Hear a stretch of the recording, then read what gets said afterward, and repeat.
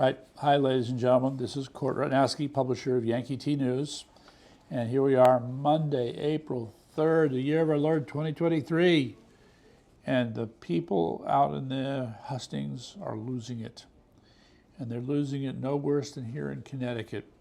So the top story I wanted to get into is how the Connecticut Democrats want to set up a censorship board for you and for me. It seems like they're getting a little uncomfortable because we're speaking up. I just want to add parenthetically that having been involved in these things for a long time, I have not seen the conservatives step up to the plate as much as I've seen in the last year and a half. So we should not be surprised that they're getting a little upset. And the take-home message is they're not going to get away with this, and that we're going to pressure them even harder, okay?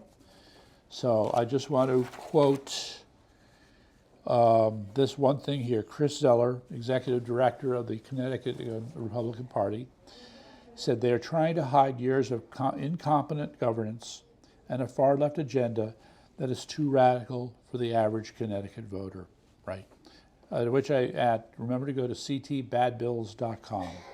It's still relevant. We've still got to get involved.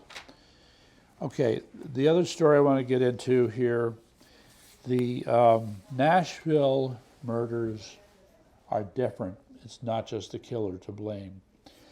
It's a gentleman named Todd Herman, and he has a Substack, and you definitely got to go see it. So this one, he's getting into the fact that, in a sense, we're reaping the whirlwind by having one such as Audrey Gale do what she did. But it didn't just happen like that, okay? There was a process, and that process is actually very well expressed by a famous French author named Voltaire. So I just want to quote him. You need to pay attention. He said, "You believe things that are incomprehensible, inconsistent, impossible, because we have commanded you to believe them. Go then and do what is unjust, because we command it." Such people show admirable reasoning, truly. And here's the key part. Whoever can make you believe absurdities can make you commit atrocities. Hello, Audrey Hale. Okay? So read this, it's important. And I think this really illustrates how much the left has been trying to brainwash us and propagandize us. Hello. Yep. Hi, everyone. Right, okay. So, and then moving on to the next story. Okay, next we have the CDC. The situation of the CDC is getting worse and worse, all right? The title is Unacceptable Incompetence. Didn't we just talk about incompetence now with the liberals in Hartford? Yes, and now we're talking about the same thing with the CDC. Made dozens of basic data errors on COVID. This was especially with regard to children taking a COVID vaccine. So far, more research is being done, but so far we have found 25 basic statistical and numerical errors related to the data analysis under the control of the CDC. Okay, so here we go.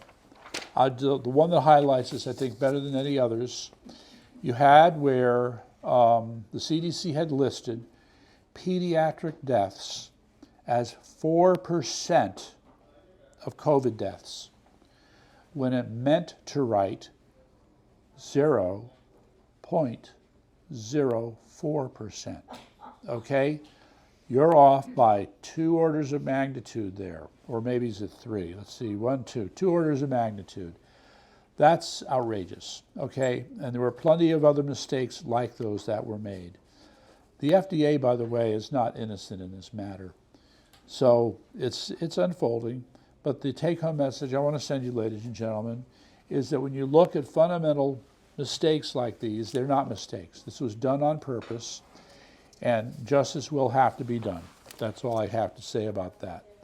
Meantime, I want to hold up this picture. This would be Judge Juan Marchand, okay? So, he is the judge that Donald Trump said hates him. And this is the judge that's going to be hearing the case tomorrow, okay?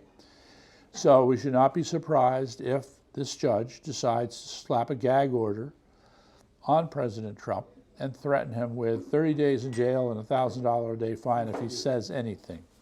Well, just as an aside, one person suggested he should hold rally after rally where he just stands aside and says nothing and let everybody else make the comments. So there you go. That'll be cute. He's from Colombia, so he's a naturalized American. So I think his love for this country is something I don't have any problem calling into question. So that's just one part of what's going to be a huge problem tomorrow. Whether there's going to be violence is anybody's guess. Meantime, what can be taken as good news, Finland just had an election for prime minister, and the one who just got defeated was this social democrat named Sanna Marin. Well, Sanna Marin really distinguished herself as a party girl because when you had COVID and the lockdowns, she was having parties at the palace. That's right. One of the more memorable ones where you had two either naked or topless lesbians kissing each other while she was dancing next to them. This is not how you run a government. So I think enough people in Finland really said she's not suitable for office anymore. So now we have someone who's sensible and responsible in her place. And I wish I had the name of that person who won.